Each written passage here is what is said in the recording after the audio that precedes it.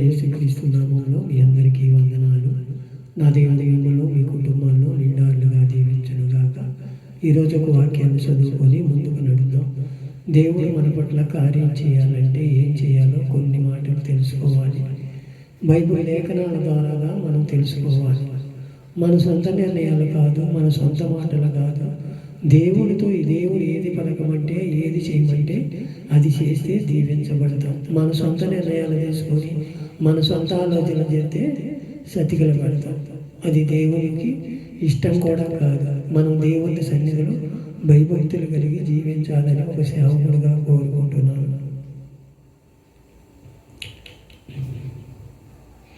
ఈరోజు ఒక వాక్యాన్ని చదువు. ద్వితీయోపదేశకాండ 32వ అధ్యాయము 21వ వచనాన్ని నేను చదువుతున్నాను. అందరూ కూడా బైబిల్ ఉంటే తీసి చదవండి.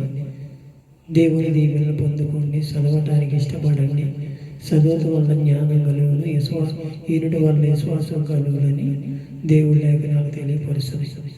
ఈ ద్వితీయోపదేశకాండం 32:21.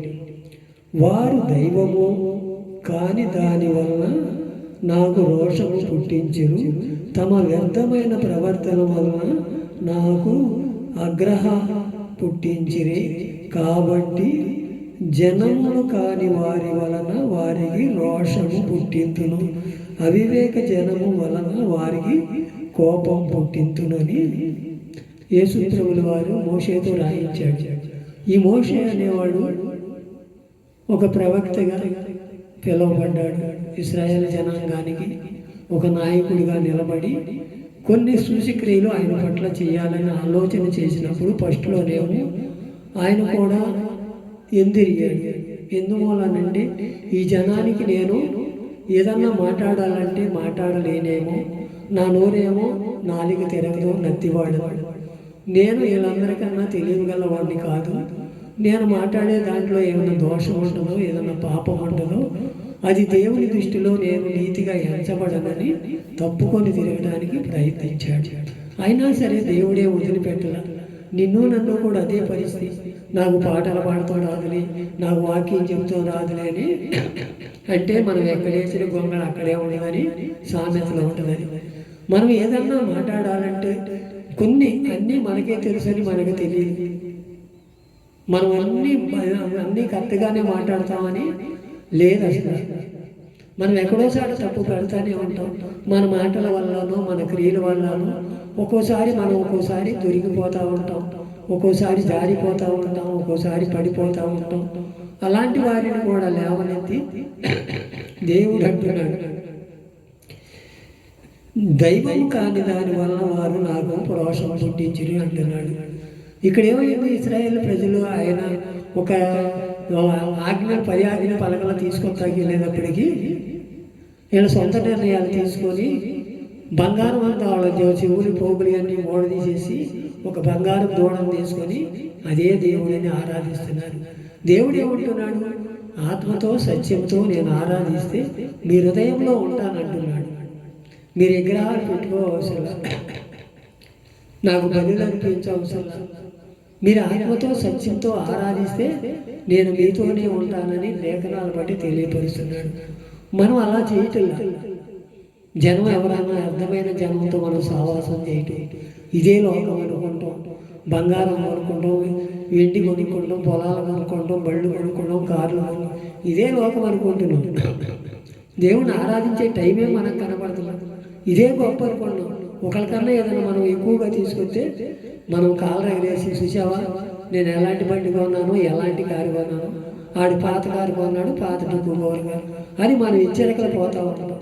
అది దేవుని దృష్టిలో ఎప్పుడూ కూడా యోగ్యమైనది కాదు. మనం ఎప్పుడూ కూడా దేవుని సన్నిధిలో అణిగి తగ్గింపు జీవితంలో ఉంటే దేవుడు ఆశీర్వదించడానికి మనం దీవిస్తానికి ఉంటాడు.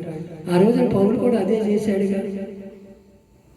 ఇశ్రాయేల్ ప్రజలకి జనాంగానికి ఒక రాజుగా నిలబెడితే ఏళ్ళన్నాళ్ళు ఏలాడు, సంపాదించుకున్నాడు. దేవుని మాట తోసేసాడు. ఏది రూపాయి కలిగేటప్పటికి తోసేసేటప్పటికి దేవుడు ఏమన్నా అన్యాయస్తుడా? దేవుని ప్రజల పట్ల ఏమన్నా అన్యాయం చూపేవాడా?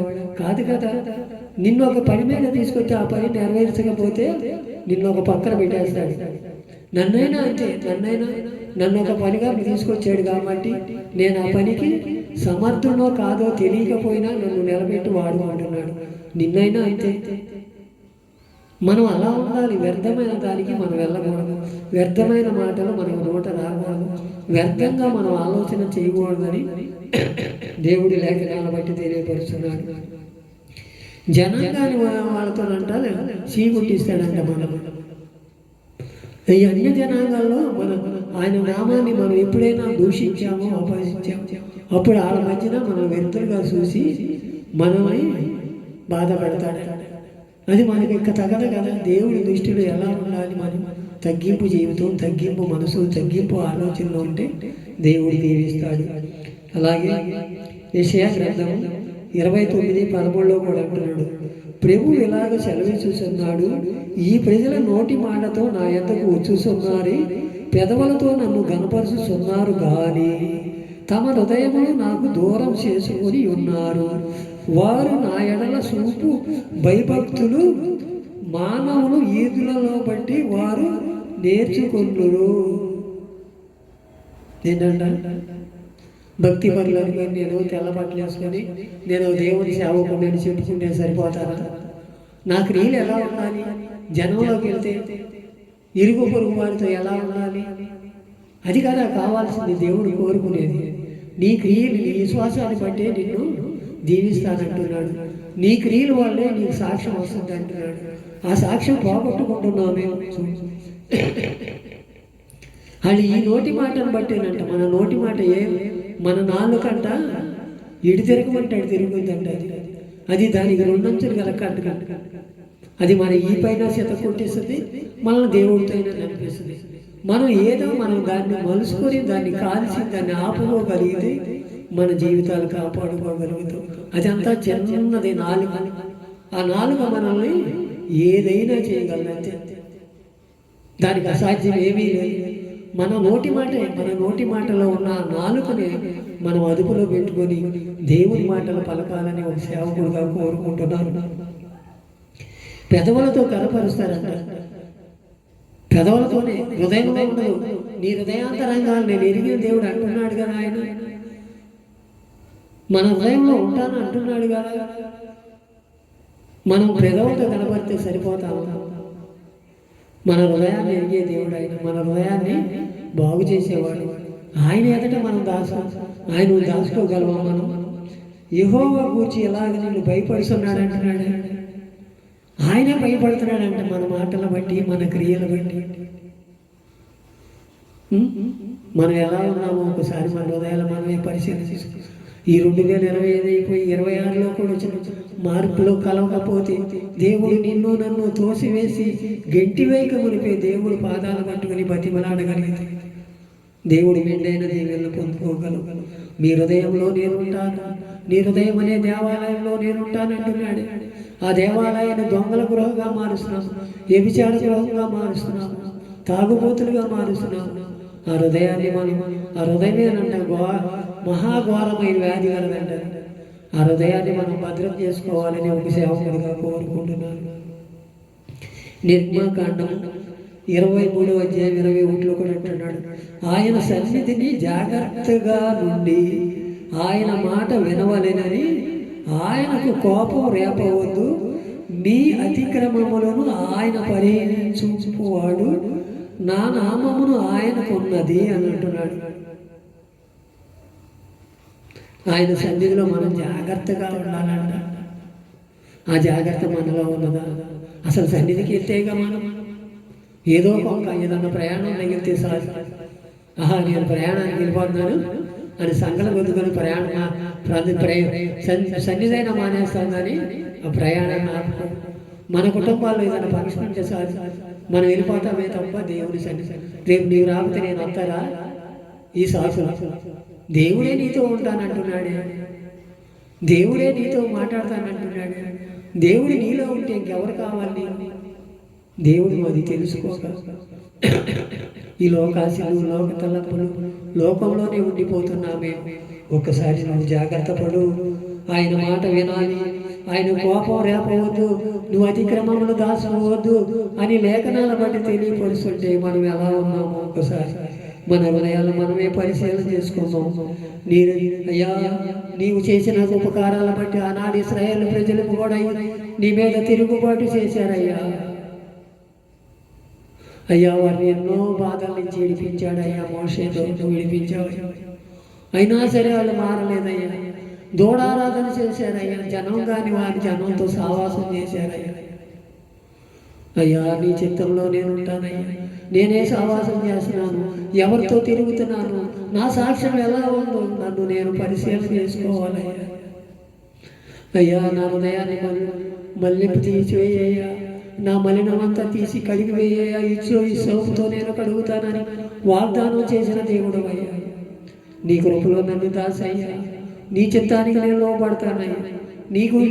నీకు ఆయాసకరమైన కోపం, నీకు కోపం రేపొద్దు అంటున్నావు అయ్యా. మా క్రియల వల్ల నీకేమన్నా కోపం రేపేవే, మా హృదయాన్ని బట్టి నీ కోపం రేపేవే. ఈ హృదయం మహా వ్యాధి కలదంటున్నావు అయ్యా. మా హృదయాన్ని భద్రపరుచుకుంటామయ్యా. ఈ రాత్రికాల సమయంలో సరైన తీర్మానం చేసుకొని దేవుని పాదాల పట్టుకుని బతిమలాడగలిగితే దేవుడు నిన్ను దీవించి విస్తరింపజేస్తానంటున్నాడు. ఆకాశ నక్షత్రములు ఎన్నున్నాయో అది నీ కుటుంబానికి నీకు కలగజేస్తానని వాగ్దానం చేస్తున్న దేవుడు. ఆయన పట్ల కార్యం చేద్దామా? ఆయనతో మనం అంటుకట్టబడదామా? ఆయన జీవితాన్ని మార్చుకుందామా? మన జీవితాలు మార్చుకొని దేవుని సన్నిధిలో అయ్యా ఇప్పుడు వరకు చేసినదేదో మేము చేసామయ్యా. నీకు కోపం తెప్పించేవేమో, నీకు ఆగ్రహం తెప్పించామేమో, ఇక మీదటైనా మేము సరి చేసుకొని నీ సన్నిధిలో నిలబడుతున్నామయ్యా. మమ్మొకసారి జ్ఞాపకం చేసుకోయ్యా. మా కుటుంబాలు దీవించబడకపోవడానికి కారణం మేమేనేమో, మా జీవితాలు మార్చుకోలేకపోవడానికి కారణం మేమేనేమో. మా జీవితాలు మేము సరి చేసుకొని నీ సన్నిధిలో పచ్చని ఒలి బల మొక్కలు అని నిలబడటానికి ఏకమైన పాత్రగా నిలబెట్టమని ఒక తీర్మానం చేసుకొని దేవుని దీవెనలు పొందుకుందాం. ఇట్టి మాటలు దేవుడి వినికిడిలో దీవించి ఆశీర్వదించును గాక. ఆమేన్.